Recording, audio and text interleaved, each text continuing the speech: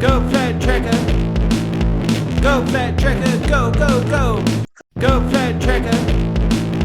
Go flat tracker. Go, go, go. The Klavr Flat Track Pod are now taking expressions of interest from businesses that would like to partner with the Klavr Flat Track Pod in 2025. If you own or operate a business that would like to support the growth of Flat Track and the Klavr Flat Track Pod in 2025, please contact us at info@klavrflattrackproducts.com. We would like to thank our current sponsors for 2024 for their support. Classic Wheels and Spokes, Otway Hydro Blasting, Euroka Fencing, Davies Designs, MX Sync, and of course, Klavr. We would also like to thank you, our listeners, for your support in 2024. Remember, subscribe, flog that like button, and let's get into this episode. Here we are, another the Klavr Flat Track podcast. Tom Northey and myself, Darcy Klavr, catching up with Tom to give us a bit of a recap of the North Brisbane Cup. We're a little bit behind. We're both caught up in the wave of Christmas, I guess it is, and just doing shit and getting shit done apart from podcasts. But here we are, getting one done. What's been going on, mate? Mate, anything you could possibly imagine is gone on. It's it's been a pretty hectic time this last or even all December's been pretty insane. So just trying to get things tied off before the end of the year and hopefully be able to kick next year in the arse just as good. Yeah, I'm hoping so too. We've been pretty busy. We have December for us is 3 birthdays. So my mum, myself, and my wife. So, rushing around last minute, getting presents that you should have got months ago and all that sort of stuff. And then, of course, Christmas, which I still haven't. Today's the 19th, by the way, and I still haven't done my Christmas shopping yet. We've changed. The kids are getting older. I think it's a pointless pile of poo. But anyway, the thing I love about Christmas is getting together, having a good dinner, and just hanging out as a family. That's what I love. I hate the commercial side of it. Yeah. Now we're doing Kris Kringle, so we only have to buy presents for one person, which is pretty good. Well, at least having your birthday so close to Christmas, you have the opportunity to re-gift a few things that you might not. Mate, my gifts were minimal, but they were all awesome. So, nice. we're really, as a family, trying not to. I suppose you call it wasting money, on stuff that is going to be in landfill again. Just trivial shit, within a year. So I got some nice Bose headphones. Noise cancelling ones, which is really awesome. I vacuumed the house the other day and I could not hear a thing. It was apart from the music, which means I can listen to podcasts while I'm vacuuming now, which is fantastic. As I do a lot of vacuuming in my life because I do the cottage clean and everything. So that's actually booked out over Christmas. I've got 6 back-to-backs, so that means that one set of guests is leaving on the Sunday morning, another one's arriving in the Sunday afternoon. So I've got that 6 in a row. So that's going to be pretty nuts. And I'm working the night job as well, which is just kicking up again, which is good. I had a bit of a break from that. But I have been trying to race some motorcycles, which just keeps fucking getting kicked in the guts. Excuse the language. I was so disappointed. I was really revved up to have a go on a KX and to get that on the Harley because I still actually haven't ridden the Harley at our home track yet. So really disappointed that Mother Nature came through and gave everyone a good old soaking. But, made it up there for the Christmas party, which was nice. Bit of a different crew now. They've got a partially new committee. Some of the old committees on there. Not much, I don't think. New club president, I'll give her a shout out, is Ruby Grace. I hope that's her right surname. Sorry, Rubes, if it's not. I'm pretty sure it is. So nice to have a female president. It'll be interesting to see how the club goes. And wish her all the best in that position. So, it was a good night. We had a ball, actually. We went up there to... I heard personally. Oh, that's right. We rung you, didn't we? You'd think I was on the cans. Yeah, I got a phone call at 10:30 at night from a one Daniel Leonetti, and he sounded like he was well hydrated. Yeah, there was a few youngsters well hydrated, and it was actually great to see because most of these kids, I mean... Yeah, when I started in the club, they were knee high, So actually seeing them, well, they were still knee high because they were drunken on the floor, but it was great to see actually, yeah, and lots of good memories talked over. It's good to see some old and new faces, and yeah, a few games of pool, people getting their trophies for the club champs. Yeah, nice barbie. It was a beautiful weather. It was really good. So yeah, didn't get the racing I wanted, but definitely got the socialising. So it was great to see. And yeah, I was going to go and do a road day. I've been meaning to do a road day for a bit. I wanted to take the Harley and the YZ, but the YZ we still haven't. I haven't got out to pull it down and try to see what's going to happen with it. So that's going to be a New Year resolution, get that sorted. But yeah, hoping to do a fair bit of racing in 2025. Klavr team's still not sorted. We're waiting on a few. Us, well, they are big because they sort of do or die for the financial side of things. A few big sponsorship deals to come through, and I've got to send out a few more applications for that. Try to get some money in. And as everyone knows, money's what helps us go racing. So yeah, if anyone wants to jump on board and support us and put your logo, even if it's a personal person, not actually a business, if you want to be part of it, yeah, reach out and I'm sure we can work a deal out. So also, yeah, please subscribe and share our podcast with your mates. And Tom Norvey, I haven't seen you invite all your friends on Facebook for a while, So Hey, I share it every time it pops up, so everyone sees it. I don't know if because any of the 895 are amongst it, but they all see it. yeah, so it really helps us out, and makes it more attractive if we've got more followers and that to get some more money into the sport. So that's ultimately what the podcast is all about, is trying to get some money brought in, attention to the sport as well. Well, that's exactly what it started out as, attention for the sport. But now, if we can use it as a tool, now we've got a bit of a following in that as well. Yeah, the money comes straight back to you guys. It will put races on for you. It will support riders. Obviously, we can't support everyone, but I don't know if you've noticed over the past couple of years what that Klavr doesn't actually go and just look for the best racer, like as in the fastest racer. Those guys, they have to work for their support as well, but um, I'll probably get shot for this, but it is a little bit easier for them to pitch when they're winning everything. So I'm not saying it is easier; it's just a little bit than, like, say, someone that is midway through their career, so to speak, and still pushing and learning and developing. And that's sort of the riders that I look at and want to support and help keep them going, because it's a long, hard journey, and especially if you're struggling a bit financially and that sort of thing. So that's sort of what we aim at. I have had a couple of riders this year ask for support, and I really want to, but I just can't say yes until I know exactly what's going on with the team side of things. But we will be supporting riders one way or another. So I know that for a fact. I just don't quite know how exactly. And it sounds a bit unorganized, but it's more the things that are not in my control. People saying Yeah, I'm going to. logistics side of things it's never in your hands. So yeah. Once we've got the answers I'm waiting for, yeah, you guys will know.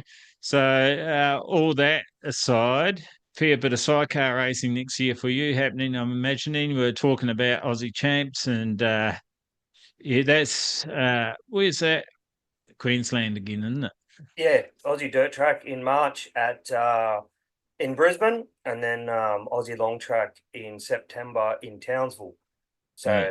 we'll be making the trek back up north again to try and defend one and do one better than the other. So hopefully, our ducks align and everything goes well with that. But Um, you're exactly right with the sponsorship side of things. We were lucky enough to have a few more people jump on board with us, which does help us out incredibly. We had an awesome backing this season as it was, but to have a few more people on board, it makes all the difference to be able to bring more people to the events and things like that for help and and everything else. So yeah, if you can and want to jump on board, get in touch with Darcy or myself, one or the other, and I'm sure we can work something out and create a good partnership together. Yeah, that'd be awesome. And my proposals this year are a little bit different. Yeah, we're going to be calling out. I won't go into it.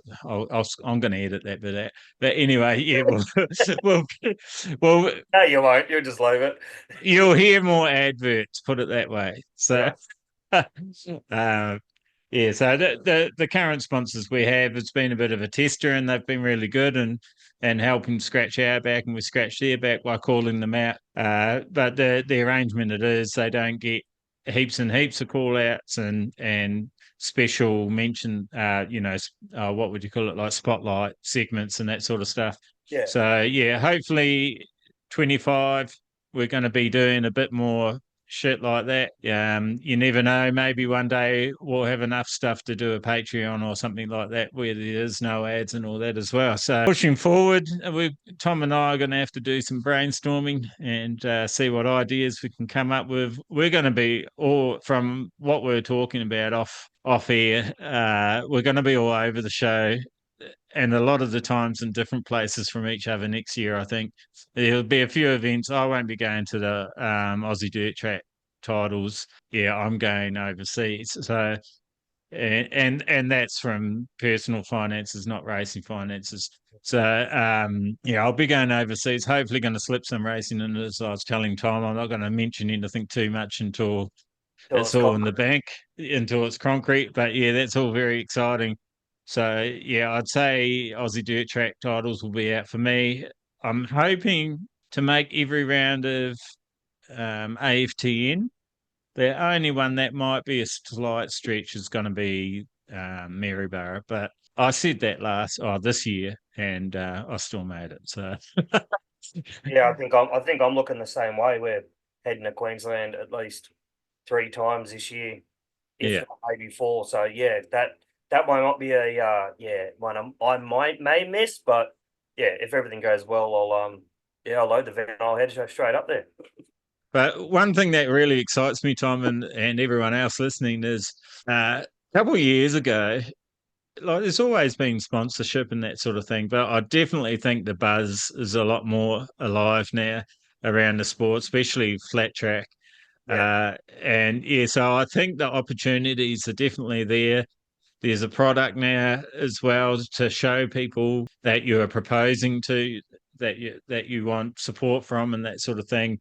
So I think the opportunities pushing forward are actually quite huge, and you've got a good chance of getting a yes. My suggestion would be, download some of the clips and that AFTN and that use. Maybe ask Dave's permission first, and then just present it as part of your proposal. This is the series we race in. It's an Australian national series, etc., etc. And it just comes across a lot more professional. So yeah. I think we're in a much better standing, and appreciate everyone's support, because without you guys, there is no industry, as you all know. All our customers as well. Thank you very much for all your support. I know I've said it. I'm sounding like a bit of a broken record. I've said it a few times, but I really do appreciate everyone's business and everyone's support. It's changing. Racing flat track, dirt track in Australia is definitely changing. I still believe it can go to a professional series. On the earnings side, I have no idea what it can be, but Yeah. if footballers can do it, yes, it's been around for hundreds of years, but if footballers can do it, we can do it. So it's just getting the right people in the right places and getting shit happening. That means our younger generations, our 85cc riders, hopefully by the time they hit seniors, they're getting the pay packet for racing and putting on a show, And Oh, I think it's ever more likely, even with all the CMA and MV and all that shit going on. We'll push through all that. It's going to be a real exciting next few years. The next 3 years, I think, are going to be pretty amazing, actually. I'm super excited to be part of it. Tom's going to be hobnobbing all over the place and meeting lots of contacts and then introducing me to them, and we're going to squeeze them for every cent. Yeah, we can only hope. No, we're going to make flat track big, guys. That's why we're here. And I'm really feeling revved up about 2025, 2026, and 2027. I've just got a good feeling about it all. So anyway, we're not here to listen to me jibber jabber like bloody usual. We're here to talk about the stellar lineup, and not just our international stars, but even the local riders put on a hell of a show at the North Brisbane Junior Motorcycle Club's Brisbane Cup. I was going to say it's Mick Doohan Raceway. Now you've got me all confused. Yeah, it's Mick Doohan, not Mike Hatchett. Mick Doohan Raceway. I'm never going to leave that down. Wait, No way, wait till mate. you go balls up, mate. I'm going to flog it like a dead horse. Yeah, no, your stuff. So obviously I didn't make it up there. Tom made it up there. I was meant to be racing and it got rained out, so I was crying for a few hours and then went to the Christmas party. But yeah, tell us all about it. Yeah, well, Darcy was drowning his sorrows down in Victoria. I went and made the 10 and a half hour trek up to North Brisbane to watch the annual North Brisbane Cup. And as you can imagine, it definitely didn't disappoint.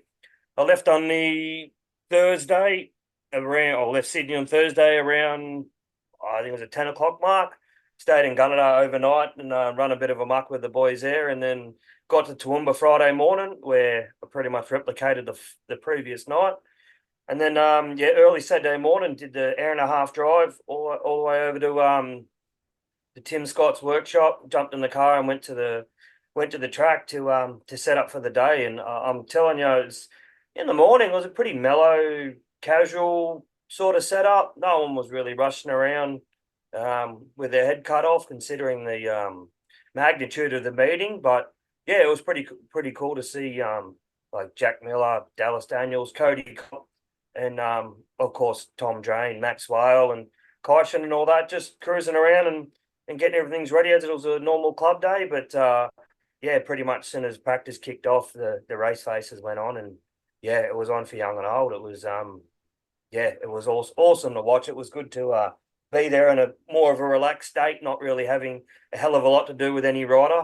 Just wanted to go up there and wear the Klavr shirt and speak to a few people. But yeah, the racing definitely didn't disappoint. I'm telling you, I've been to 3 Aussie titles this year, junior and senior, and the racing was way more intense, and it seemed like way faster than it was at the Aussie title meeting. So yeah, that was absolutely awesome to see. And was that just in the 450 class or across all classes? Every single class, every Yeah, single. right. Well, and not to knock the guys who were there, but I didn't get to see a hell of a lot of the sidecar class. There was only sort of 5 entered, and I think I only knew two of the outfits that were there, which was good. Oh, That right. I didn't know the other ones, so hopefully they I don't know them personally, I should say. So hopefully they come to a lot more events to support our class as well. But yes, it was definitely. Well, actually, then again, it was capped. Some classes were capped as well. So I think the 85s, I think it was 85s, 65s, and all that as well. I think they were all capped 250s. I think junior 250s, I think they were capped too. So yeah, so those classes obviously only had the riders who could it was first in best dress sort of thing. So yeah, unfortunately, I spoke to Dale Holmes, Hugo's father, and he didn't get in quick enough to register for it, so they didn't make the trip up there. And I think it was a fair few riders that didn't get to contest it because they didn't enter in time. But I guess that's the way it is. I think Bathurst does the same thing with their entries as well. But yeah, if you had more heats or more classes or anything like that, it would have dragged out a hell of a lot. It was a fairly hot day, so a fair bit of track prep was done, as you can imagine. And there was a fairly extensive delay to let the sun go down, but that's when they ran a shootout, which is a 1v1. I think they had the junior lights, they had the top 10, and then 10 versus 9, and the winner of that versus 8, and so forth. And then they did the same thing with the North Brisbane Cup class, which is I dare say the Pro Open class. There's only one 450 class, which was that class. So yeah, people didn't have to worry about jumping on different bikes and different classes or anything like that. It was sort of Hold on. Can you repeat that for me? So the Brisbane Cup was the 450 class. well, it was just there was no other 450 class. Right. Yeah. That was it. So Yeah. that was the only 450 class that was available. So the riders could, which is good, they could focus because I've seen riders that were cooking tires every race. So if you're doing three classes and you're doing four heats, which it was essentially per class, you're going to cook 12 tires, and that kind of defeats the point of being there.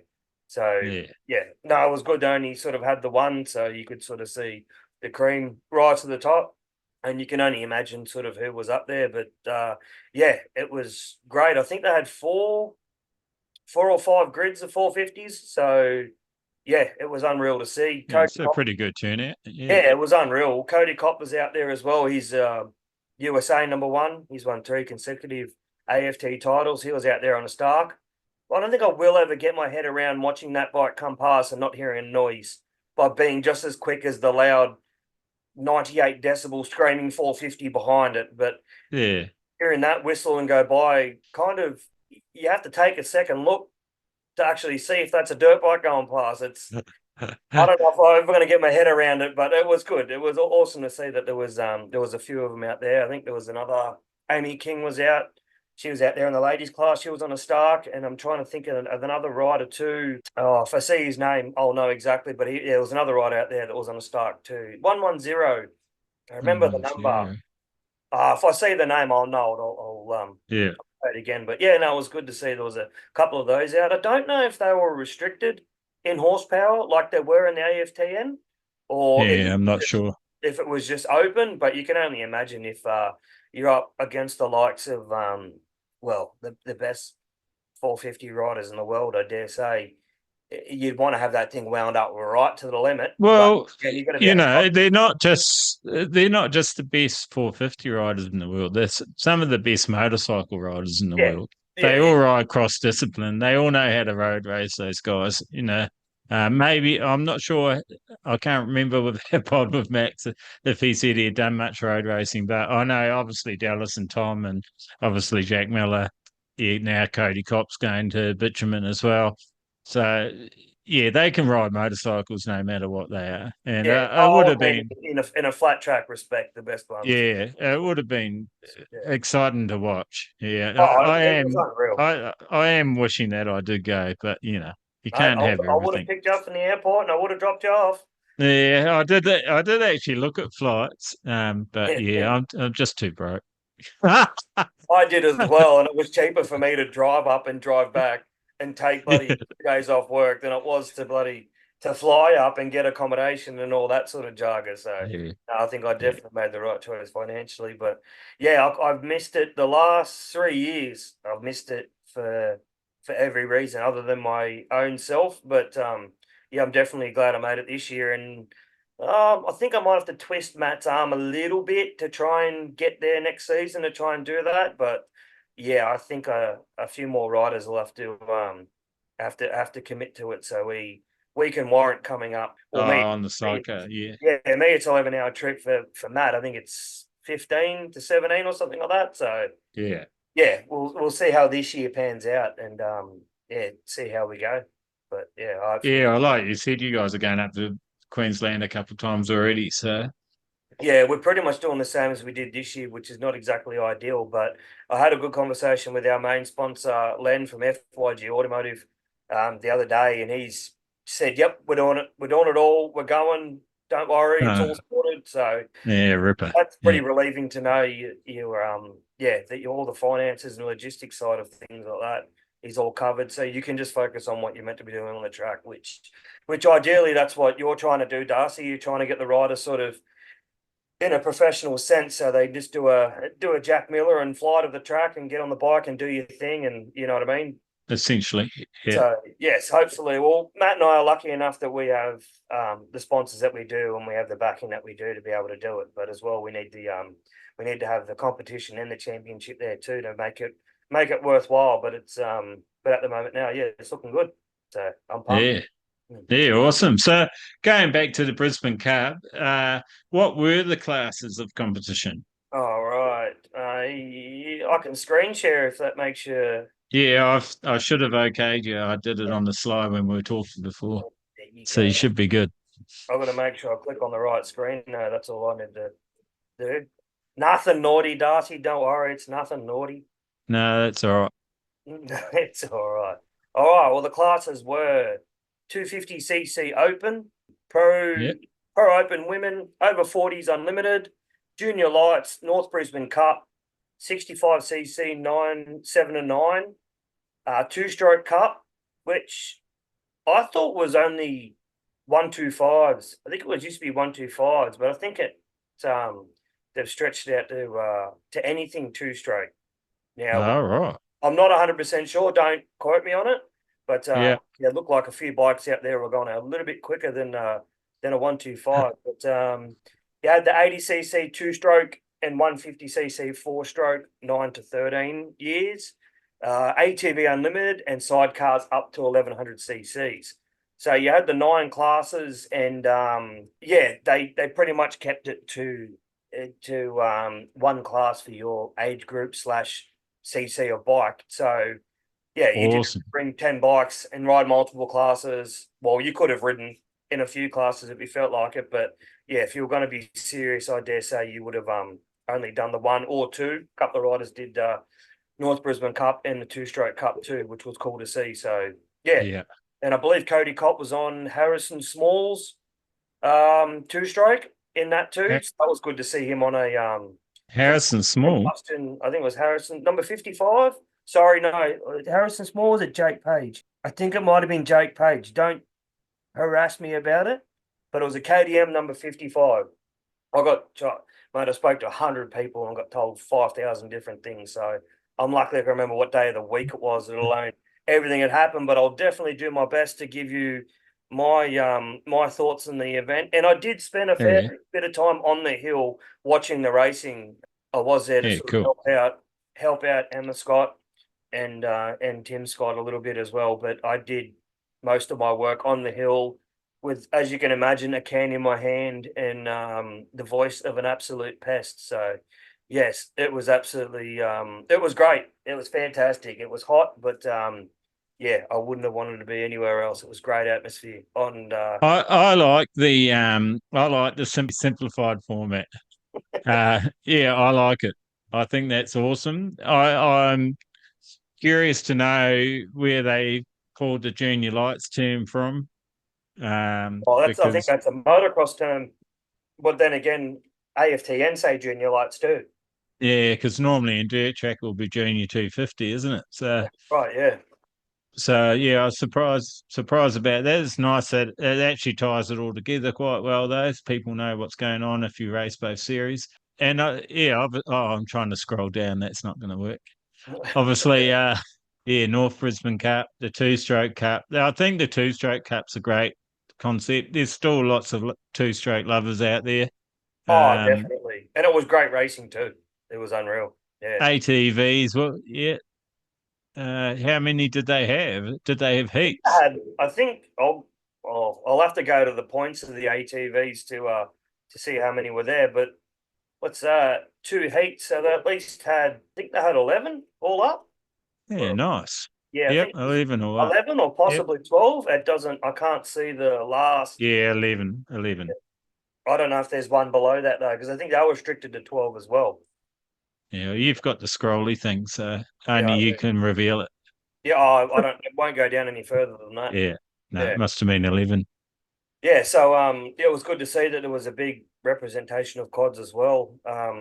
Yeah, I think sidecars had offered 12 spots as well for the event, but yeah, everyone's had a massive year, and yeah, being so close to Christmas and whatnot, it wasn't yeah, you didn't have, well, other than Joel Askew, he travelled up from Newcastle, but yeah, the rest of them all reside around Brisbane way. So if you want, I'll quickly actually no, this had a final. I've got to keep my eye on that because some classes had a final and some classes had Overall, yeah, over rounds.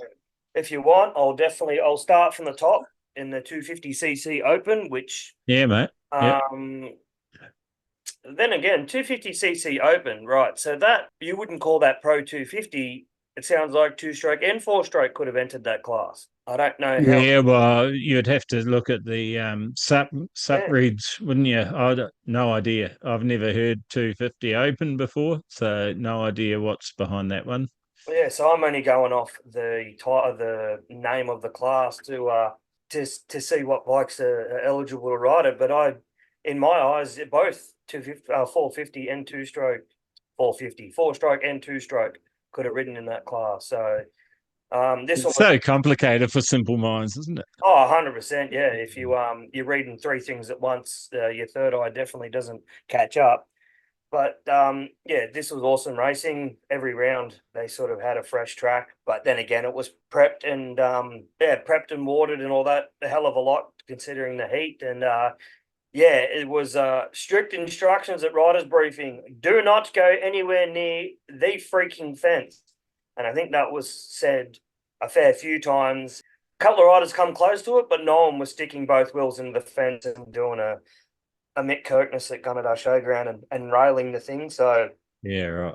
it was awesome to see riders changing up their lines and actually being quicker than riders he didn't think could get past using those. So that was awesome to see. But on the top step in the 250cc open class was Rory McCoulter. Second was Braden Bradford, and third was Lachlan Moody.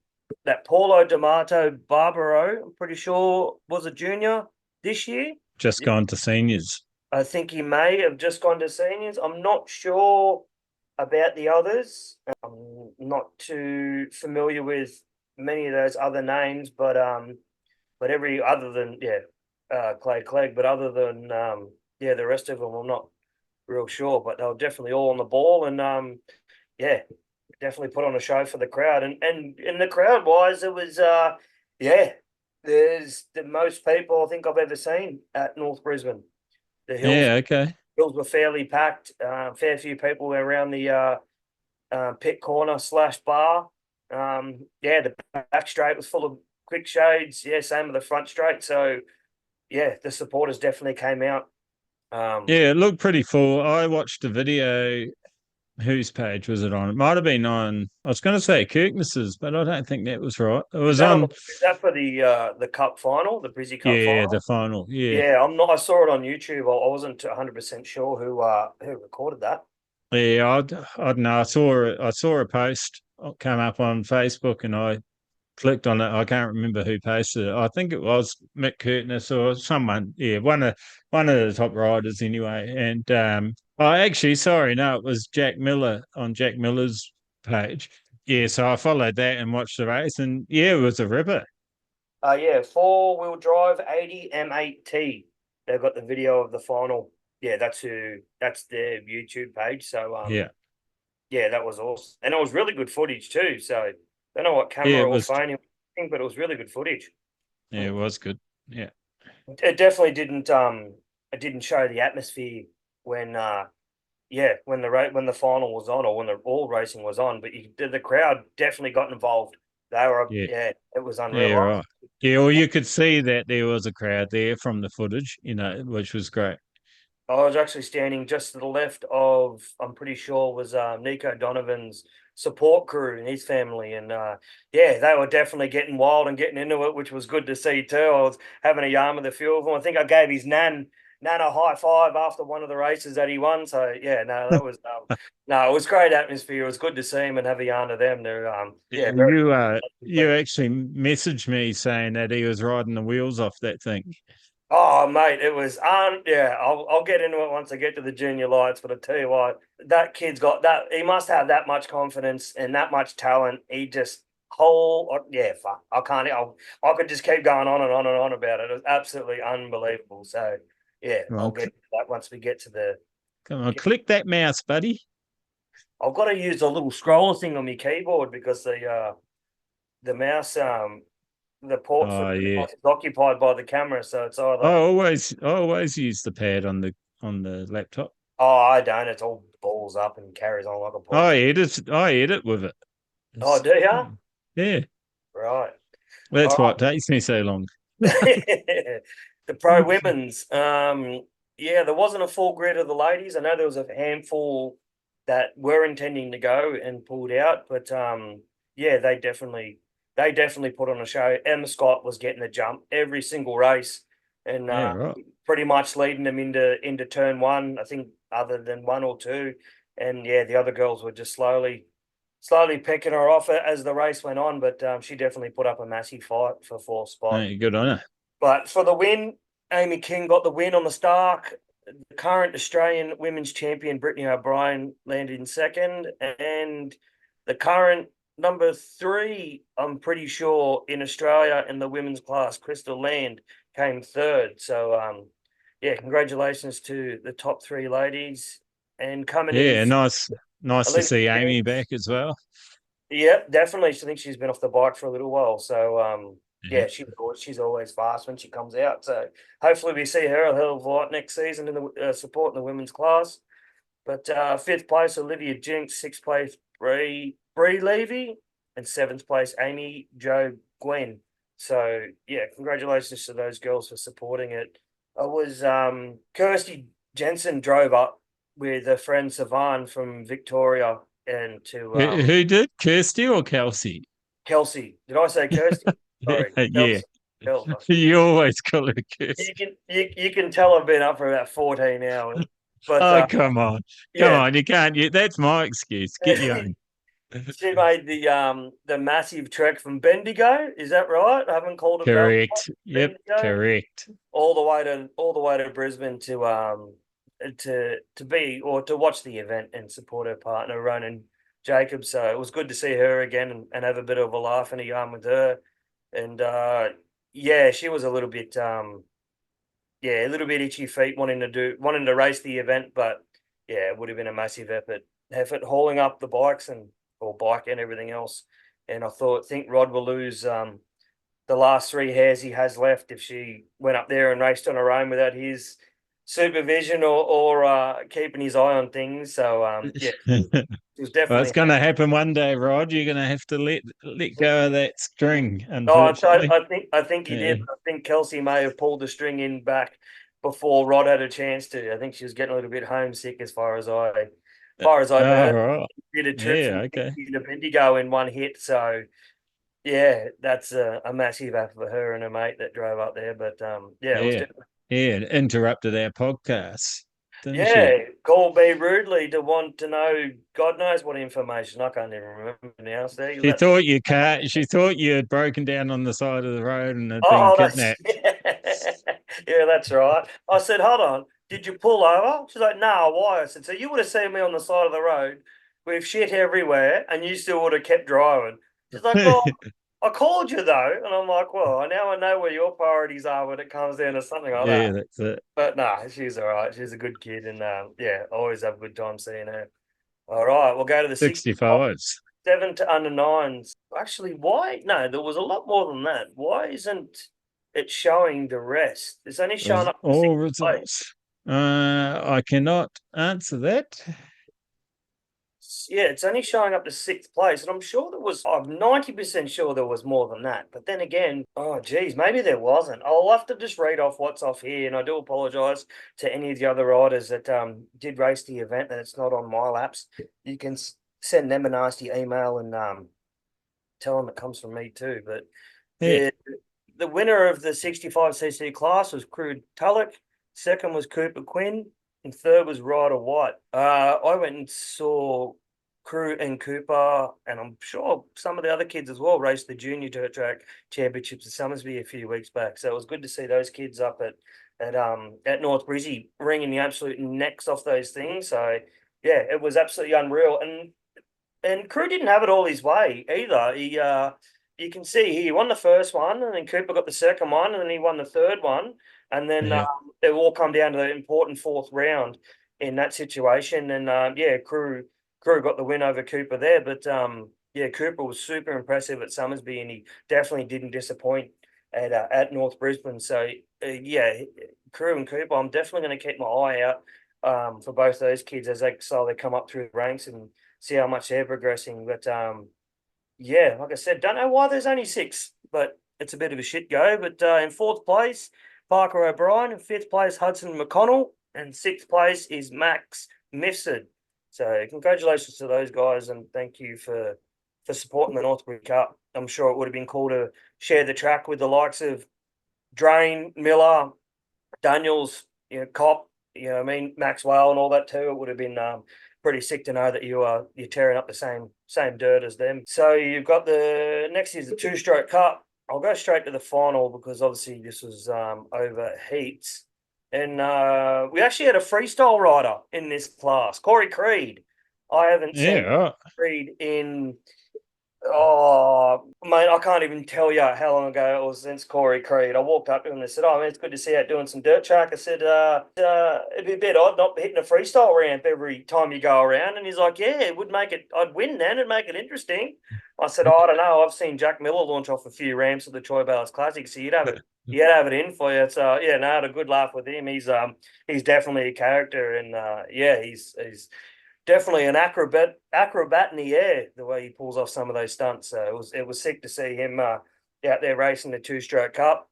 And of course, you had the one and only Jack Miller in it, and he had this. Don't exactly know what bike it was, but he had all Caterpillar graphics all over the side of it, big fat, colourful underpipe, and it's just sounded like an absolute animal. And yeah, he was wringing the neck off it. So yeah, it was absolutely unreal to see Thriller come out and support Australian dirt track racing. It's cool. Yeah.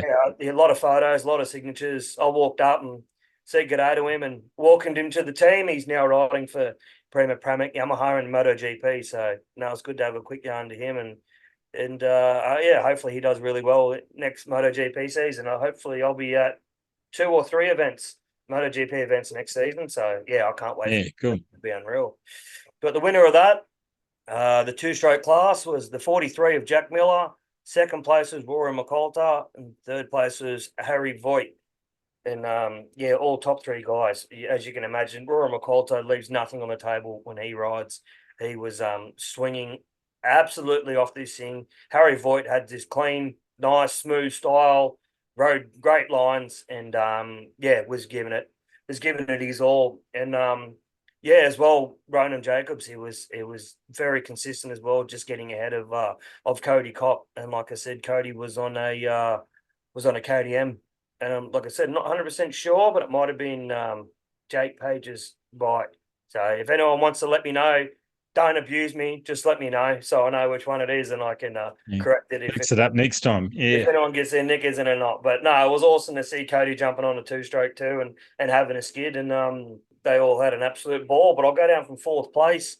4th was Braden Bradford. 5th place was RJ. 6th place was Cody Kopp. 7th place was Bailey Spencer. 8th place was Cougar Arhipoff. I've probably absolutely balls that up, mate, so I do apologise if I have.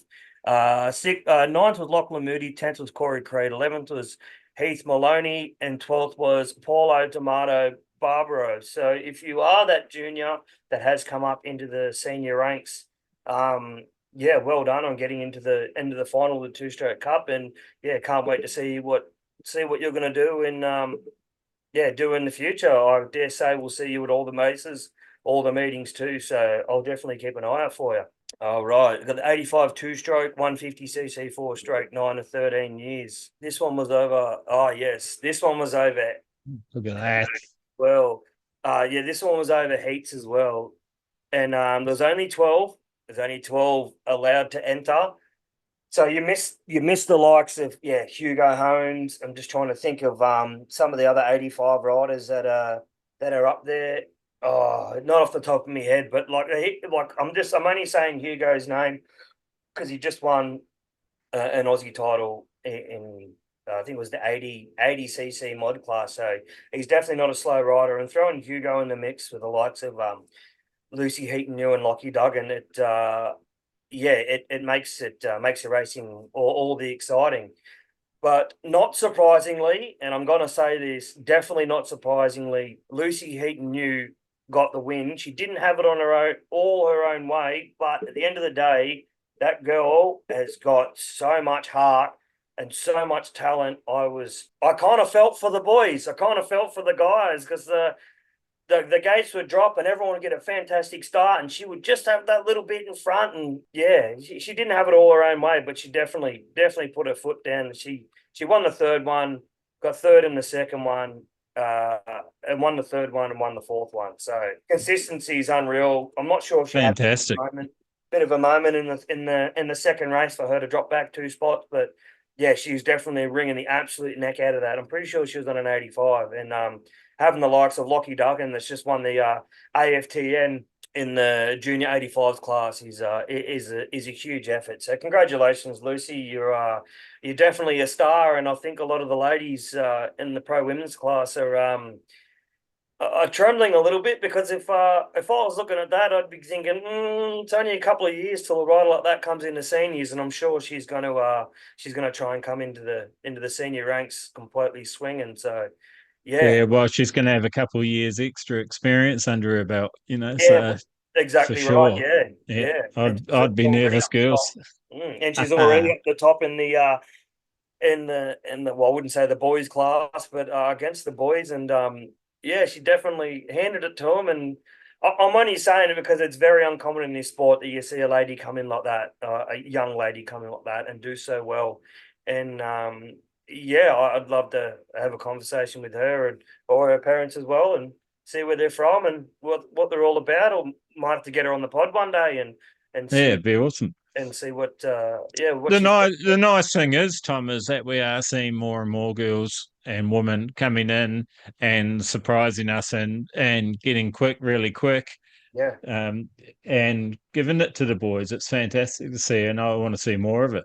Yeah, 100%, 100%. Like yeah, I don't know if I've done many race meetings where I've been beaten by a girl, but I don't think I'd ever hear the end of it. So I'm glad that I'm past my prime, and if I get beaten by a girl, well, I'm just, I mean, I'm just a silly old psycho passenger at the end of the day. So I could be. Well, see, I have a different mindset than you about that. I'm not beaten by a girl, I'm beaten by another racer, and I don't give a shit if they're a boy or a girl. If they're Exactly right. better, When the they're helmet better. goes on, that's the end of that. Yeah. That's the thing, and that's why I've said it many times on the pod. I'm a bit funny about the girls' class. I think they're races just like everyone else. Yeah, there could be, you could argue the strengths differences between male and female and that sort of thing. But as we all know, you don't have to be a complete ripped bloody gym monkey to race flat track. No, most There's of it, a any little things that there's just a lot of bring it different on. skills that Mm. come on into it. It's not just about strength. So to me, a lot of it is about mental power and being able to turn off that fear button that's saying you're going too fast, you're going too fast. So Yeah. some people you can see can just turn that off and do crazy things on motorcycles. So yeah, so well done to Lucy Heaton. You did you get past first? I don't think you did. Do you want to carry on? No, I didn't. I wanted to give her as much of a rap as I possibly could, because Yeah, cool. considering the talent in the rest of the field, she deserved that hands down. Yeah, so we'll go from second place, a Davies motorcycle sponsored rider, Lockie Davies. Your third place, Chaz Lockie Williams. Davies, Lockie Sorry, Lockie Duggins. Duggan. I'm telling you, I'm so cooked. It's not funny. I'm So, loving it. I'm loving it. It's guys, not me making all the mistakes. I'm sorry, Lockie, mate. You're my little buddy, mate. I'm sorry. Second place Abe, is Lockie Abe, Duggan. I'd be having a chat to Matt. What's going on? How's he got your surname all of a sudden? Put me to bed. Put me to bed. That's it. I'm done. All right, Lockie in second, Lockie going on Duggan to third. second place. Third place was Chaz Williams. Fourth place was Bo Baker. Fifth place was Kai Moran. All the way down, sorry, from Proserpine, Whitsundays. Sixth place was George Holmquist. I'm pretty sure he's up from that way too. Yep, Seventh Queensland. place was Harrison O'Brien. I'm pretty sure he's from that way as well. Eighth place is Braxton Leighton. Ninth place is Roy Duggan. Little Roy, love that little dude. 10th place is Henry Nichols. 10th place is it Joe Carey? Jose.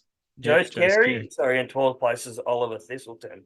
So congratulations to the 85 150 riders for back in the North Brisbane Cup, and you definitely put on a show. I didn't take my eyes off any race that you guys were contesting in. It was Oh, unreal. quick question. Quick. If you were a little man again, 2-stroke or 4-stroke, 85cc or 154-stroke? 2-stroke. Yeah, me too. Yeah. Right, over 40s. Two-stroke all day long due to even back then, I don't even think there was a 154-stroke class. I think it just went to 60s, 80s, or 65s, 85s. I think when I was around that age, that's when it started Yeah. turning from 65s to 60 to 65. So yeah, I dare say I wouldn't. Yeah, the 150s there. I haven't ridden an absolute hell of a lot of them, but I dare say the 85s are the ones that contest the top 3 steps for sure. Yeah. All right, we'll go to the vets class. The over 40s unlimited. And I'm pretty sure they had a full grid of these, or not far off it. But Well, there's 10 on here. yeah, I don't know why it's not showing the rest. But Oh, maybe someone didn't have a transponder, wasn't worried about scoring. I'm not 100% sure. Yeah, not sure on that one. But and I'm pretty sure it was Miles Road. Pretty sure he was on an old. Uh, I don't want to get shot if I get mispronounced or not know exactly what bike it was, but he was on an old classic bike, Oh, which right. definitely had a different note to the rest of them, and it sounded unreal. And he actually rode the pants off the thing too. It looked like he was having an absolute ball, and he was wringing the absolute neck off it as well. So Or he, in not 2024, but in 2023, he rode in the twins class in the AFTN on a okay, Triumph, I think it was. yeah, I think that pretty Yeah. yeah, it might have been a triumph. Yep. So where are you, Miles? What's going on? Why aren't you in the AFTN twins class? Don't listen to him. But yeah, or are you? Yeah, no, it was good to see him out there on the triumph against the big 450s as well. That would have been a pretty massive effort if he was up the front. But definitely rode the ass off that thing, and I was insanely impressed. But the winner of that class was the current AFTN club and champion Benny Thistleton. I'm not sure what happened in the second race. He might not have got the jump. In your first race, he won it. The second race, he got fourth, and then he got a second and a first. So Yeah, right. he definitely didn't have it all his way. But yeah, ever so consistent. Now being I can't say the clubman was a national championship, but being the AFTN champion in the clubman class, he definitely replicated his achievements in that. The Yeah. second place was Luke Barnes. Third place was Mitch Wolf. Fourth place was Tony Walsh. Fifth place was Darren Walker. Sixth place was Mace Mattingly. Seventh place was Martin Lurie. Eighth place was Rodney Kratzman. Ninth place was Miles Rowe. 10th place was Diane McCullum. And I do apologise to anyone if they did come 11th and 12th. It's not coming up on my laps. And that's where we're getting all the information off at the moment. Good work to Mitch Wolf. He's down from Aubrey, so that was a big Oh, yeah, right. Oh, good on you. journey for him. Yeah, definitely. Yeah. All right. This class has got to be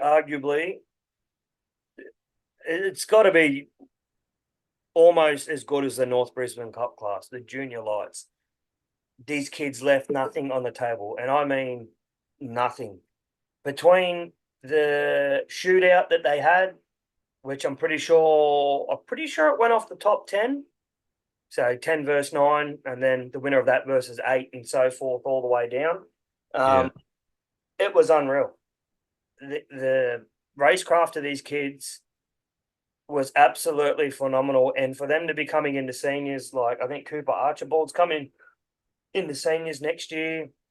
I'm not sure about many others, but they're not far off it. But wow, the racecraft that they have already, it's only going to go even better once they get onto a 450 and get onto these tracks where they're banging bars with not sort of 5 or 6 per final. They'll be banging bars with all 12. So, and it's going to be an effort in itself to make those finals. So I can't wait to see these kids come up in the senior ranks and where they slot into. I think that's my most favourite thing about sort of the start of the season and getting sort of towards the midway through the season to see the results whereabouts these kids are coming in and against what rider. Yeah, it's good to see because they're hungry. And you can tell the senior riders that are existing in that class don't want to let the little young junior whippersnapper pass them. So you got some great racing in that in itself. So yeah, I can't wait to see it. And I'm going to go on about this kid a little bit because he deserves it so freaking much. Nico Donovan, I have seen riders that lay it on the line and hang it out, but holy shit. And I think I said that about 100 times in the crowd as well. Like I said, I was just to the left of his family at one point, and they had the best support crew there. But I'm telling you, this kid left it all on the track. And at the end of it, I think he only took the win by a point. The way it went over Bodie Page, the way it went was so. Yeah. Oh yeah, I 92 don't to know 91. I don't know if anyone. Yeah, he did. He won two. He won two out of the four, and then got a second and a third.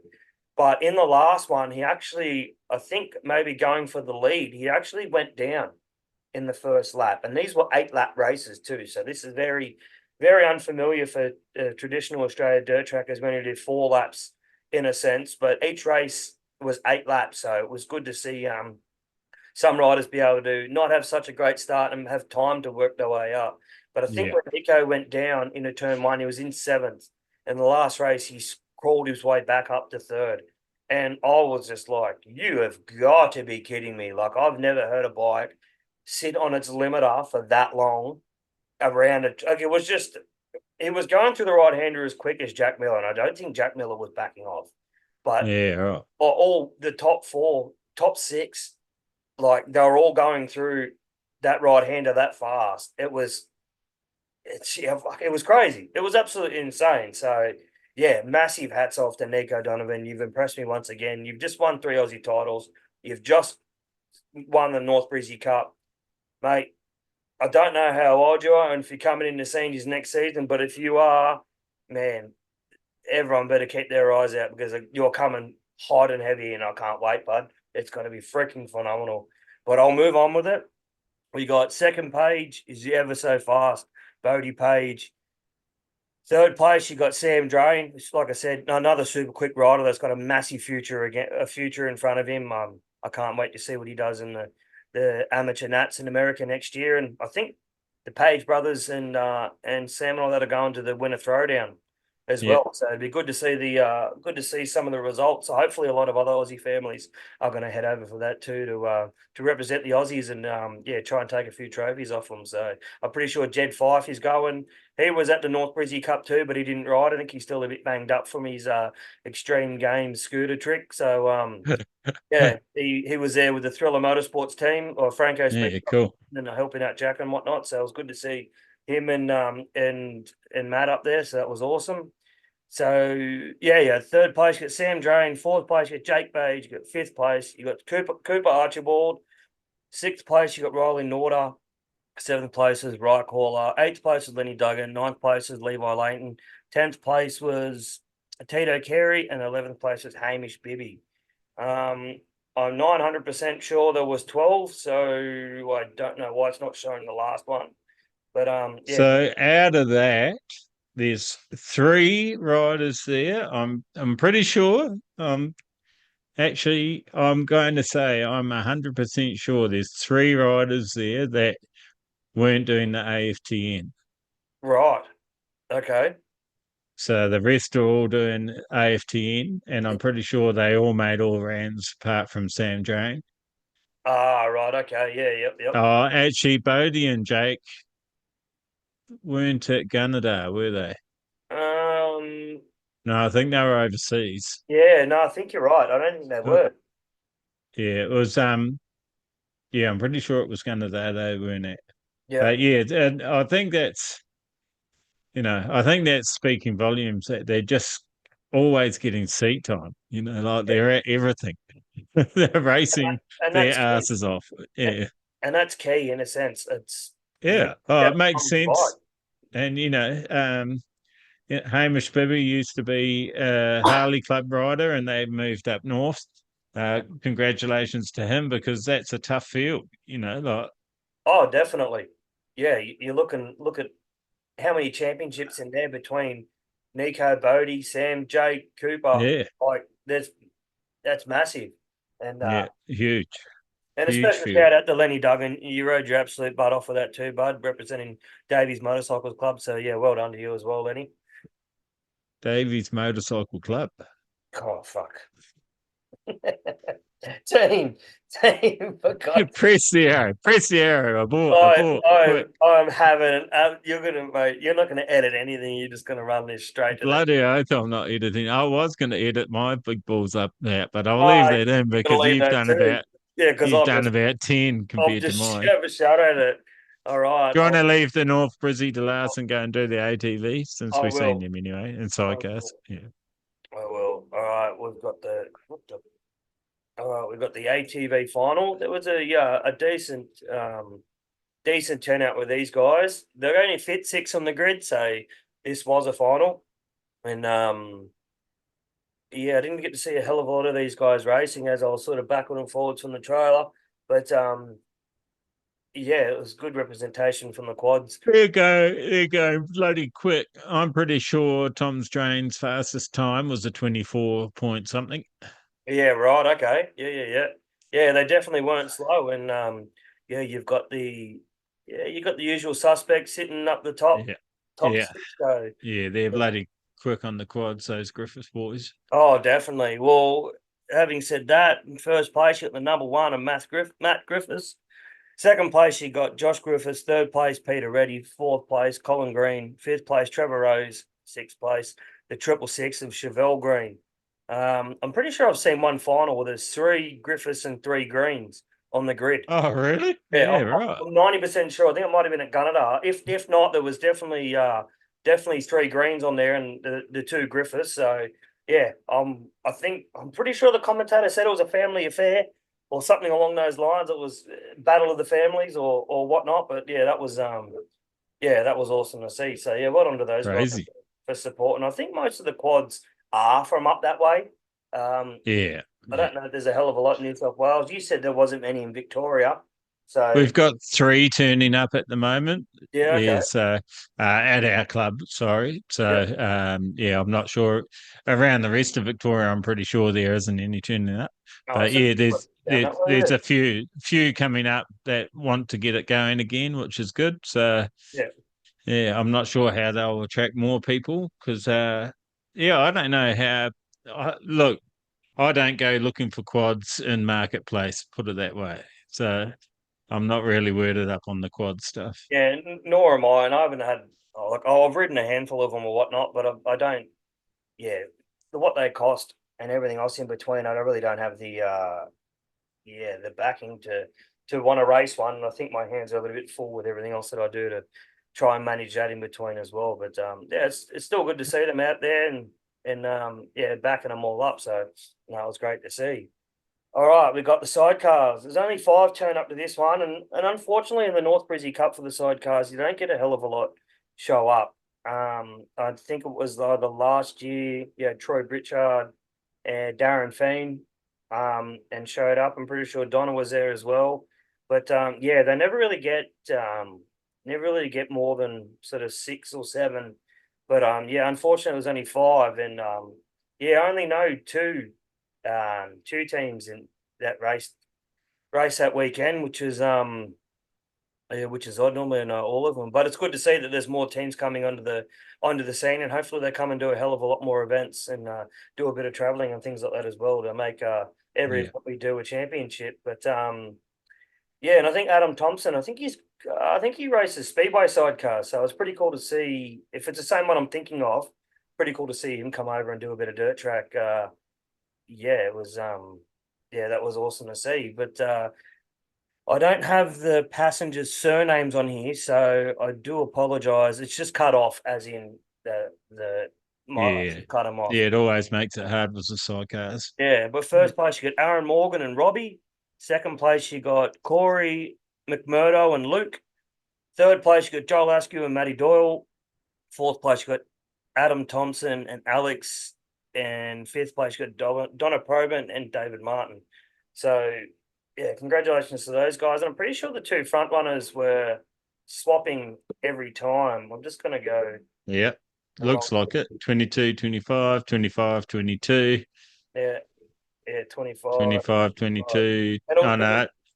No, They ran it. the last one, it was. They won 3. Yeah, it got second in the first one and, won 3. Yeah, and won the last 3. So, fairly consistent with that. Like I said, there's a massive field of us that didn't go.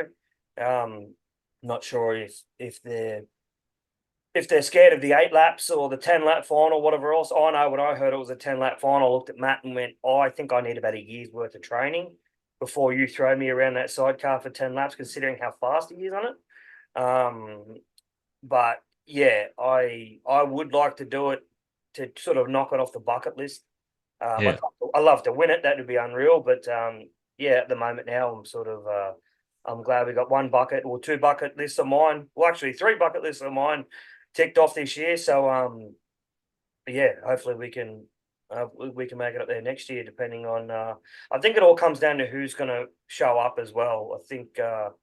I think we sort of went up there and I think we went there and lined up. It would have been great if we had a hell of a lot more more competition, but it was great to see at least a field show up and support the event. So it looked like a fun track to ride on. I only ever ran the long track at Brisbane.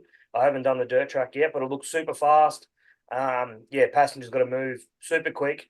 So I'll get some training in and we'll speak to Len and hopefully we can get up there and contest that one. Alrighty, we're going to move on to the Premier class, and as you can only imagine, there was 4 heats, so 3 rounds. I think 3 rounds, 4 heats, and then a 20-lap final. So you can imagine the best 450 riders in the country, or most of the best 450 riders in the country, go toe to toe, and it was unreal to see Jack Miller come back from a good MotoGP season and support the event too. Like I said, I know a lot of riders went up and had photos and signatures and whatnot. And I actually saw Cody Kopp signing a few jerseys and things like that too. I sort of stopped for a quick minute at the start of the day and had a conversation with him. And really nice guy, really, really down to earth. He was quite delighted knowing that you didn't have to be 21 to drink alcohol. So after the meeting, we gave him a couple of beers and some people give him a little bit of a pig's ass about his accent, but that's just the Aussie culture. But no, he was really, really nice kid to talk to. Got some nice, good information out of him as well. So it was great to see him come out, and I'm sure he had an absolute ball. He sounded like it afterwards. We definitely fed him up full of beers and sent him on his way. So we don't know where he ended up after that, but hopefully he got back to the US of A pretty safely. So no, it was awesome to see. All right. The riders in this class you see up the front all the time. And the awesome thing about it is literally every single one of them you see up the front. So to see them all in one race, 20 laps, just head to head was unfreaking believable. I'm just going to try and go off this by memory. It's definitely going to be hard, but I'm pretty sure Kyson Wheel got the whole shot. He did. Going to turn 1, and he was like, I should have watched the freaking video. But if you want to watch the video, it's on YouTube. Just type in Jack Miller North Brisbane Cup. It comes up as that 4-wheel drive 80 M8T. Go to it now. You can screen share it. Yeah, we can watch the final now if you want. Do Bugger. We'll watch a final, then I'll rattle off the results afterwards. So Gary and everyone else that likes to sit down and watch us two knuckleheads talk a bit of jibber jabber on here can watch it as well. Jibber jabber starting to take off. I like it. Mate, all the jibber jabber, and I think Hoover Malarkey. I think I'm Yeah, part of that as well. Here we are. That one. Oh, what was that top one? Oh, Brisbane that's Cup footy. 2022. That's old one. Yeah, it's that one there, I think. Yeah, 11 days ago. So, big screen it, big screen it. Can you hear that? Yeah, I don't know. Is that Make their way through the qualifying. yeah. After him, Bryson Wheel, Max Whale, Dallas Daniels, Rory McCoulter, Billy Van Erd, Harrison Boyd, Cooper Anderson, Jack Miller, Cody Cox, Cameron Dunker, and Luke Bush. It goes for 10 minutes. I don't know if you want to fast forward it to the start, but I don't want to over jump it. You, oh, well, yeah. I was going to say you can try it if you think your skills are there. Let's go. Oh, there they go. Amazing start. Just absolute ripper. I think that's a absolute ripper. Top drain. Why can't you hear the bikes? Stop, but it's drain out in front, Wheel second. I'm going to have to let him settle in before I start making out. That's got to be Van Erd in third, Miller third. Yeah, it's a caution right on drain there. It was, yeah. Drain had such a great line, and so did Jack Miller. Jack Miller had a completely different line to the rest of them, but he was just, yeah, he was on a charge. We just stalked him. What an effort from Cameron Duncan to be up there in fifth. You can see for that right hander, like, that's so impressive how quick they can go through there. So Tom's got quite a big lead there, it looks. But he's not really breaking away that far, is he? Like he's just sort of he maintaining wasn't. Like, you didn't think. I've been here plenty of times. Yeah, you didn't. He started falling a bit lengths, and it was. You didn't think he was ever going to lose it. Like it was crazy to see how far ahead he was. Yeah. And who's making the mark go around the wall there? Is that Jack? Yeah, it is. On the gone outside the inside and past Caution. Caution, yeah. So Caution's dropping back a bit now. He had a little whoopsie there in turn two. So top three now. And that's Dallas Daniels just behind Caution. Yeah. He works his way up. I think the long race would have favoured Dallas Daniels. But yeah, you see, Miller's not touching the wall, but he's going right out into the deep stuff. Yeah, he was definitely using it. He was using it. Yeah, looking for traction, and Caution's gone around him there. Well, They're having a great battle in second. Yeah. Yeah. The guy in second, Billy Van Erd. He was doing an awesome job holding off Miller. Miller was crawling all over the back of him. And even Dallas Daniels, I tell you what, he finished in fourth and he was fighting tooth and nail to try and pass Billy Van Erd. But unfortunately, can't be ever so short. I think he, wishing he started with a bit better. So Billy Van Erd, we hadn't seen him all AFT season, so TN season. So it was interesting. He came out for a ride, and he pulled off a good one, didn't he? Yeah, he's an incredible rider. I saw him at Raymond Terrace as a junior in the junior titles. He's so quick, it was insane. See, Miller was going out wide and then cutting back and making the straight as long as possible. So I think he was using that line to slowly reel in grain. You see Dallas just going around Caution there on the outside. He's in the deep stuff. Yeah.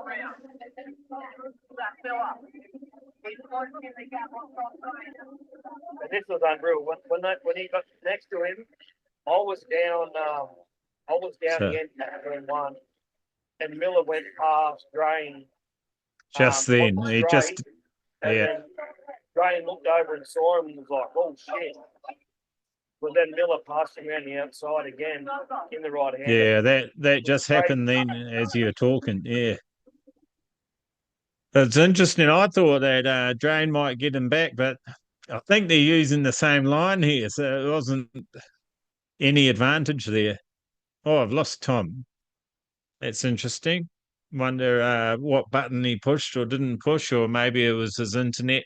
Sydney can be a little bit dodgy, just like my internet can be a bit dodgy sometimes. So yeah, we do know that Jack Miller took out first position, Tom Drain second, Billy Van Herd third position. And yeah, I can't remember everyone. I think it was Daniel's fourth. And from fourth down, I would need to look at the results. And Tom's coming back now, so we'll be able to do that. Here he is. The whole computer just shut down. Did it? Just Yeah. turned off. Too much awesome racing going on. That's the problem. Oh, I was getting right into it, and the whole thing just shut down. I was like, "What the was that?" Yeah, that's all right. Well, that's good. We pretty much saw the whole race. We didn't see the last couple laps, but Well, Jack Miller. that's pretty much how the end of it finished. Yeah, that's how it finished. I can go into it now and just click play, and it'll keep going. Yeah. Well, yeah. I don't think many. Well, positions up the front didn't change from here, but maybe some in the back did. Yeah, well, they didn't really show much of that footage at the back. Obviously, they were only filmed. You can't, and you can, but it's really hard, especially on a long lap race. If they're getting into lappers, if you take the camera, so speaking from someone that does filming, if you take the camera off your lead riders and they're lapping people, trying to find them again is a mission. Oh, I don't think anyone got lapped, but at the end of the day, I think. Yeah. But Luke Bush, he was in that final too. So massive hats on to Luke to make the final there. That was bloody incredible. But yeah, if anyone wants to watch it, it's Jack Miller in Queensland flat track final on YouTube. It's already had like 45,000 views. But if you want to watch the whole lot, yeah, it was incredible that Miller passed Drain down the straight, and then Tom got back underneath him again, and Miller went around the outside of him on the right-hander, which like everyone just went, holy shit. So yeah, that was absolutely incredible. So as you know, Jack Miller was the winner of the North Brisbane Cup. Second place was Tom Drain. I don't think I've said that many times. I don't think I'll say that many times again. But third place was definitely a hard fought for Billy Van Herd. Dallas Daniels was right on his tail the whole time. And I could tell that Dallas wanted to go home with a little bit more silverware than he did from the AFTN. So he rode his ass off. I did have a quick conversation with Dallas to ask him how he thought about the 21-18s. I know we asked him at the pod that did the last couple of pods that we did.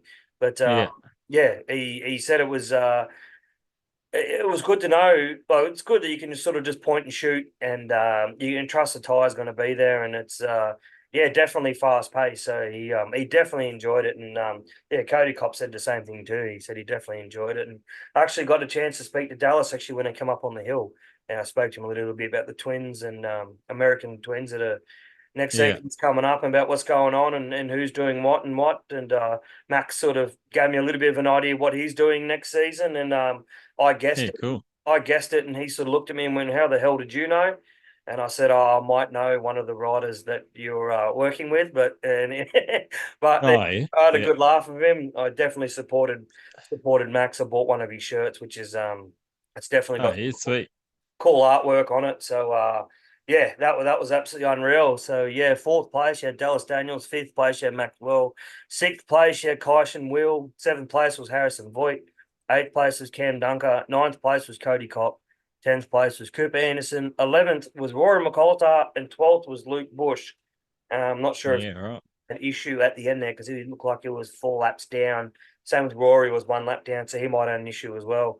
But Harrison Voigt, is he a speedway rider?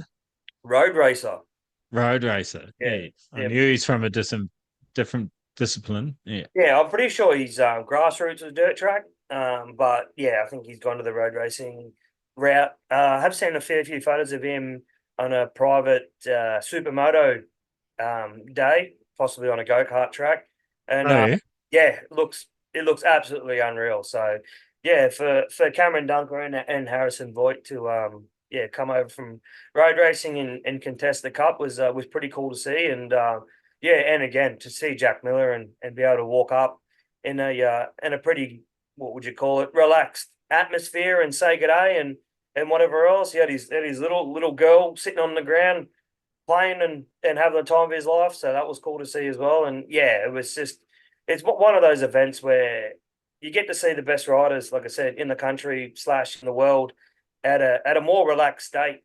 You sort of can go and say hello and get a few things signed if you wanted to, or go see your favorite rider. So it was it was definitely cool to see. And best wishes to all our international riders and the international riders that come over here and did a bit of Aussie dirt track. I wish you all the best for next season, and hopefully see your faces on the podium. And Jack Miller ring the absolute pizzling out of that Yamaha, and try and put it up on the podium too. So I can't wait. No, I think next year's going to be.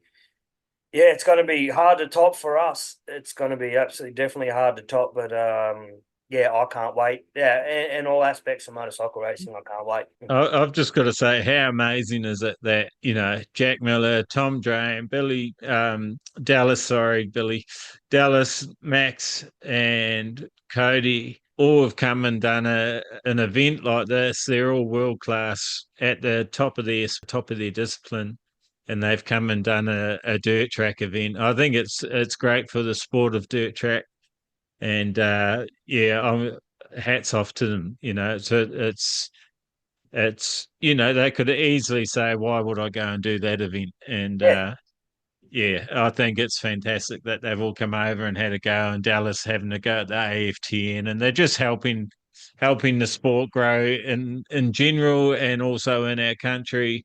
So massive clappy hands to you guys. Thank you so much for doing.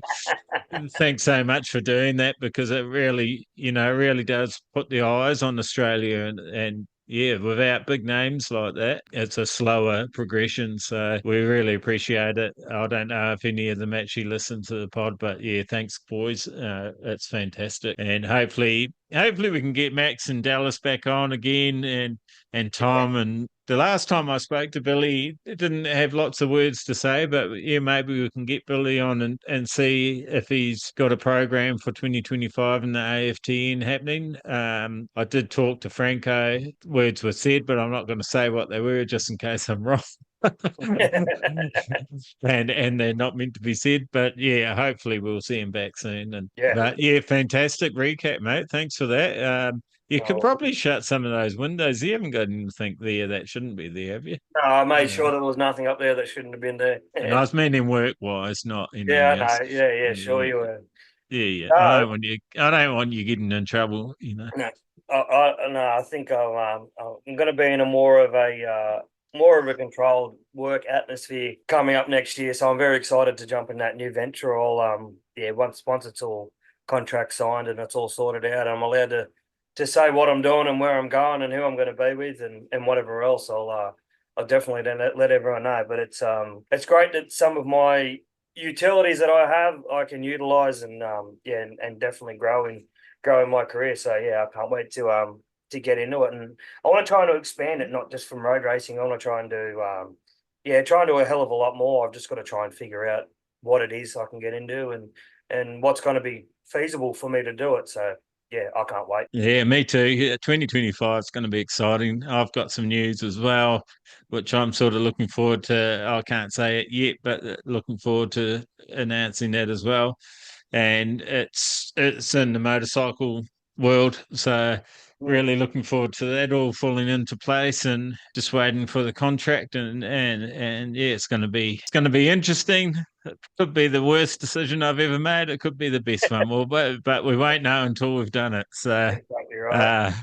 I just want to quickly. I've had a fair few people message me about dates and titles and everything like that. I'm just going to quickly rattle off. So if anyone wants to hit record, so you know exactly when your dates are, I'm not going to balls it up because I'm reading it firsthand. But you've got the Australian Senior Dirt Track Championships at Micdouin Raceway on the 22nd, 23rd of March. Australian Junior Dirt Track Championships at Kurri, April 19th and 20th. The Australian Junior Track Championships, May 24th, 25th at Fairburn Park in ACT. That's a fast track. That's an awesome track there too, especially the long track. You got the Australian Senior Track Championships in September 13th and 14th at Townsville Motorcycle Club. So another big track up north for that one. And then you got the Australian Classic and Post Classic Dirt Track Championships again at Micdouin Raceway on the 4th and 5th of October. So that's your Australian dirt track and classic dirt track dates for 2025.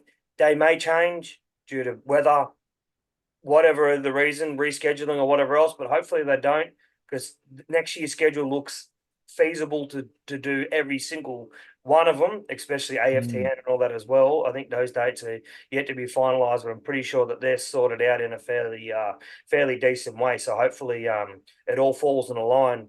But we've also got here, I've got to zoom in a little bit. You've got the New South Wales Dirt Track Championships, 28th and 29th of June at Gunnedah. So we're back there again. The New South Wales Junior Track Championships, 9th and 10th of August at Tamworth. I'm pretty sure it's at Fairburn Park. The Senior Track Championships, back at Barley Ranch at the Hunter Motorcycle Club, the 5th and 6th of April. And there's been an addition this year. We have the New South Wales Flat Track Championships on the 1st and 2nd of November at Macleay District Motorcycle Club, which is Kempsey. So yeah, awesome. That's going to be sick. I don't know what classes are on offer there. In a sense, I dare say to be somewhat very similar to the AFTN, but I'm sure. What dates is that? Sorry. On the 1st and 2nd of November at Kempsey. Oh fuck! And yeah. Kempsey's an awesome track. They do fantastic track. A Klavr Classic every year. It's it's really fast. I'm telling you. I have to. I'm going to say it live. I'm going to have to try and make that one. Yeah. If you make that one, I might come up there with you. We might have to do another Klavr live. Because I think that's going to be pretty close to the last rounds of AFTN, though, isn't it? Like within a fortnight, I think. Well, I'm not 100% sure. Like I said, all the dates haven't come out, and we're not exactly sure where we're going. The dates and venues haven't come out for AFTN, have they? Not officially. We have a rough draft. Yeah. And I can. I'm surprised. I can say it will be ending at Gunnedah like this year. Yeah, and I'm pretty sure it will be in November again. Yeah. So it'll be somewhat around there. So I'm not 100% sure exactly what classes they're going to offer in the state flat track championships.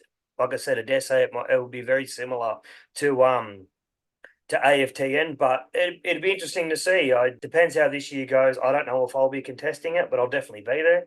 So I can't wait for that. Like I said, next year is going to be unreal with the Australian Dirt Track Championships, AFTN, and that's massive enough in itself. And then you've got all the other clubs have got their open meetings, and you've got your typical club days, and it's that you still got the club days and practice days and ride park days, so you can go out and have a skid on your 19s or your new bike or whatever else to test it out before you go and battle against the best in the country. So well, I can vouch for Kempsey. It's an absolute fantastic track. I really like. That's probably my favourite oil track out of all the oil tracks I've ridden so far, which is only 3 or 4 anyway. But it's an awesome track. I really enjoy that.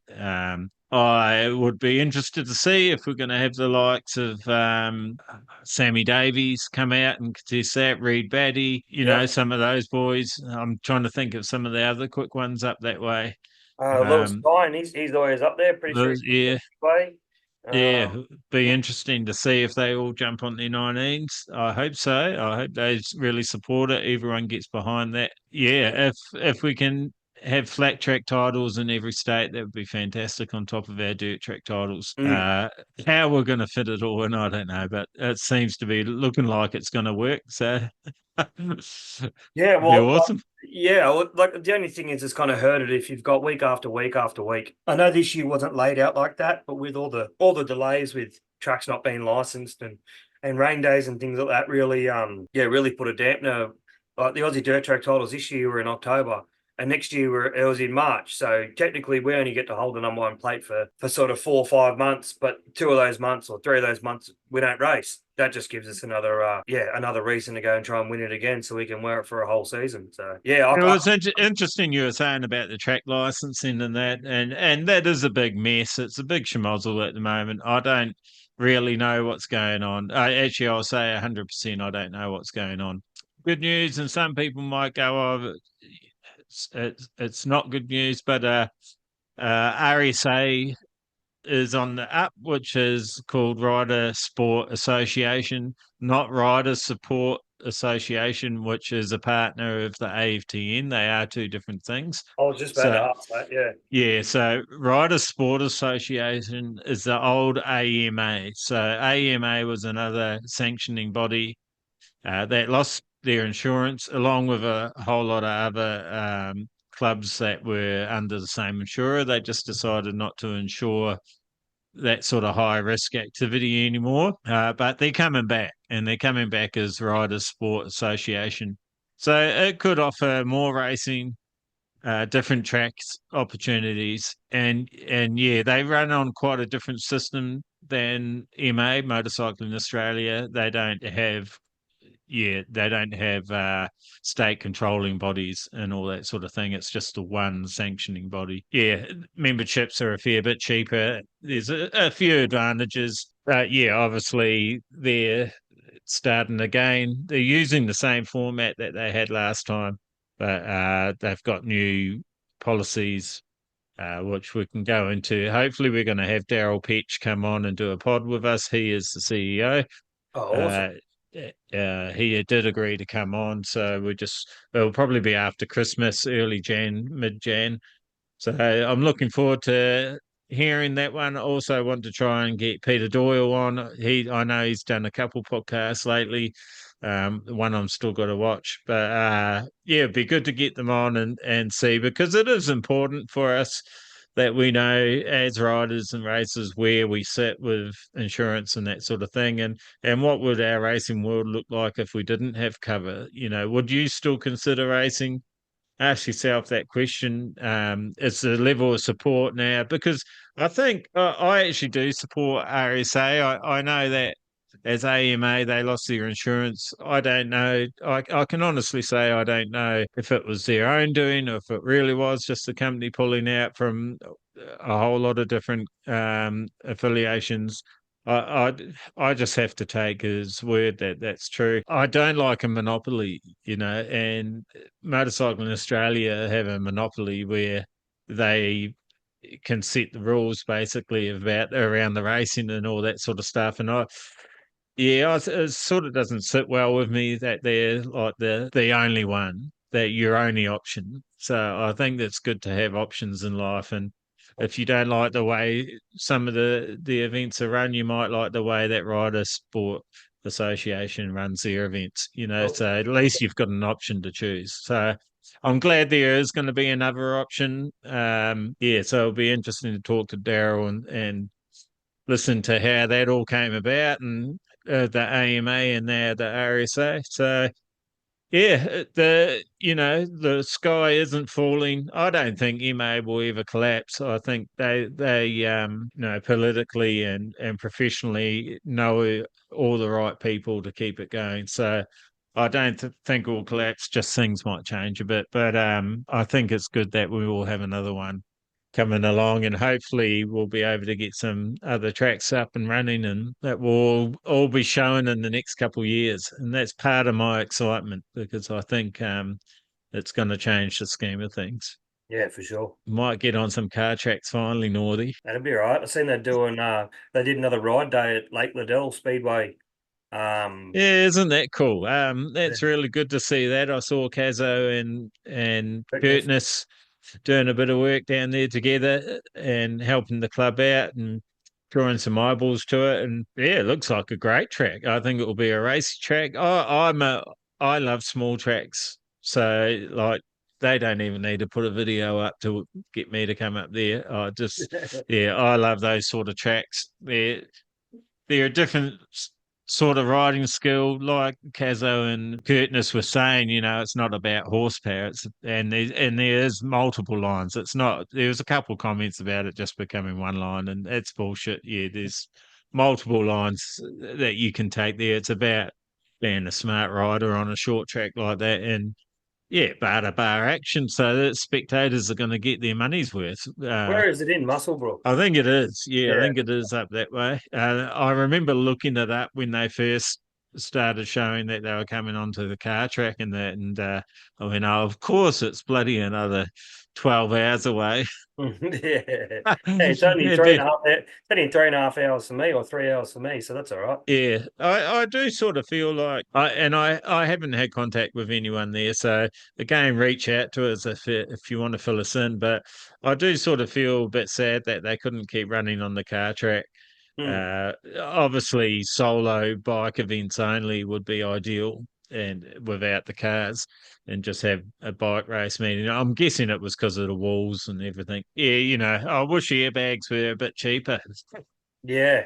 Yeah, that's true. Yeah. The air fences, because I think we could be able to race on a lot more car tracks, but I don't know, something's going to give there eventually. We will get on some clay tracks as well for the 19 fanatics that wanted to do that sort of stuff. Yeah, but great to have another option, a nice little short one for you guys up there in New South Wales. It reminds me of Undera. I think Undera actually might be bigger, but it is sort of like that. It's sort of black. I call them black tracks where you can two-wheel drift and then black and two-wheel Oh, drift, yeah. Fair Yeah, enough. yeah. You So bloody bloody Mexicans, yeah. Arriba! Uh, it's like with your sayings, fuck. you're double fucked because I'm a New Zealand Mexican. Yeah, that's right. Exactly right. I'm a double Mexican You're because a I'm from double the south fighter. of New Zealand as well. So You're a double. Yeah, shit. I'm leaving it as that. yeah, and your thoughts and prayers and wishes to anyone that had relatives and that caught up in Vanuatu's earthquakes, and anyone that has friends and that over that way. That's pretty sad to see, and all the other disasters and terrible shit that goes on around on the world. I hope none of your families and Hopefully friends are hopefully mixed up in any of that. hopefully the Queenslanders haven't copped too much of a hiding with that weather. I know I've Mm. seen a video of Townsville with a croc cruising down the road in floodwater. So Oh, you're kidding. yeah, I saw it briefly. I was like, oh shit. So yeah, Yeah. hopefully they're going all right up there and they're not copping too much of it. But it seems like they've copped rain for the last I don't know how many weeks, but it seems like they've just copped an absolute pizzling. So yeah, hopefully that backs off a little bit and you don't have any crocodiles knocking on your front door eating your mailbox. Yeah, poor old Queenslanders. Mm. Hang in there, guys. It's almost Chrissy. You've lost the state of origin, and now you're getting hit with the rain. Yeah, aren't you Oh, here we go. Here we go. Uh, actually, I would really like to see that. I don't know about you guys, but I would love to see. I'm going to say flat track because we're on a roll with flat track in this country. I'd love to see a flat track state of origin. I think that would be pretty cool. 100%. A bit like the Brisbane Cup. So you have a couple of support classes as well: vets, women's, 250s, and our juniors, junior 85 and junior lights. And sidecars. So, sidecars, flat track, buddy, flat track. And then hey, there's a state of origin in sidecars, so you might as well incorporate that as well. well, why don't you go to a speedway event? Play with those sidecar boys. No. They'd have a state of origin, wouldn't they? I think they might actually, yeah. Yeah.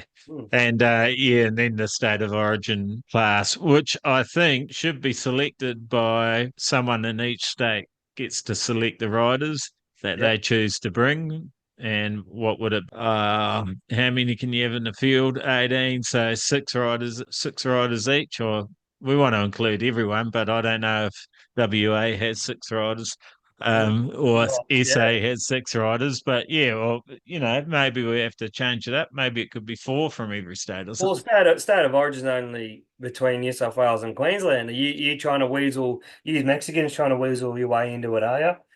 Oh, yeah, this is flat track. We do things a bit different. Okay. We're going to have every state, not so just you'll have two states. So have New South Wales on the front row, you'd have Queensland on the second row, and you'll have the Mexicans on the third row. Yeah, and then switch it up for the next one. Yeah, look, we already got the juices you flowing. can do it that way. If you work off a gate, you can have, you know what I mean, 4, 4, and 4. If you're going off a 12 gate or whatever else, or 6 and 6, and then go off scoring like that. That's anything like that's possible. You know what I mean? Oh, I would rather have 18 riders though. Yeah, I'd rather go. You have that, then all the New South Wales guys wear blue jerseys, all the Queenslanders wear maroons, and then all the Mexicans can wear sombreros and yellow ponchos. It'd be fantastic. And I think, sort of what Troy Bayliss was doing back with his Troy Bayliss. No, not the classics. The other ones he was doing like at the Oh, showgrounds The and ballistics, stuff. yeah, the ballistic The scramble. ballistic scrambles. Yeah, he was having teams, and I think it is a good concept. I think it's a good way to get crowds and people into it. It's, of course, always comes down to marketing. And marketing's tricky, Yeah, that's right. but I think So that don't is think something you you could don't think our market. race calendar's full enough without throwing a state of origin in the works as well? And Well, we might as well, and don't forget the Christmas bash and the New Year's Day yeah, bash, and I was going to you say, know, if anyone wants any weekends with their families, you can throw that in the bin. I don't think Matt's missus is going to be too impressed. I think she's she doesn't really like the many weekends he spends away as it is. So throw on a few more. he's tried marriage now, so Yeah. that's good enough. Don't It's worry, o- Matt, but you won't be alone. it's overrated, is it, Darcy? It's overrated. You won't be alone, buddy. It's all good. You There'll can be a few more of us. you can start a divorce team. Oh shit. Yeah, no, we're not going that far. I'll never get divorced. I just won't sign the papers.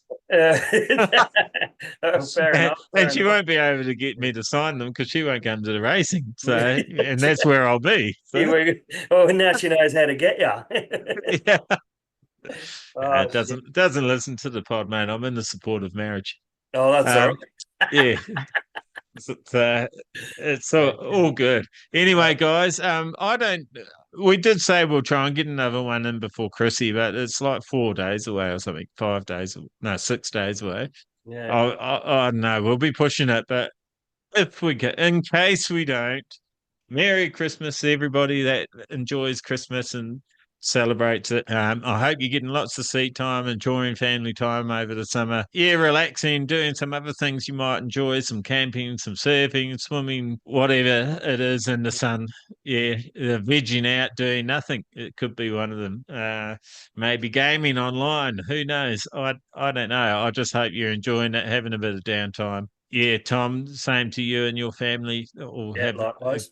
a good holiday season. We will try to pump some out pretty soon. The Western Australia one, I was telling Tom, we got someone. Well, Tom was on it, but yeah, Well, we had a I was in it for 30 seconds and I was out of it for 5 minutes, and then for a minute, yeah we and out had a of it for another caller 5. from WA come to talk to us about flat track in Western Australia, which was a fantastic pod. But there's quite a bit of background noise and a lot of I'm having a bit of trouble with the editing to have reasonable quality. So it's going to be a bit patchy, that one, I think, but I'm doing the best I can. So, but it's taking about 8 times longer than it normally would. So yeah, hopefully I have that finished tomorrow or the next day or the next day, one of them. Well, the next day, you can't be the day after that. No, so hopefully that will be done. And yeah, once again, thanks to everyone for supporting the podcast, supporting the brand, supporting Tom and myself and our personal racing endeavours.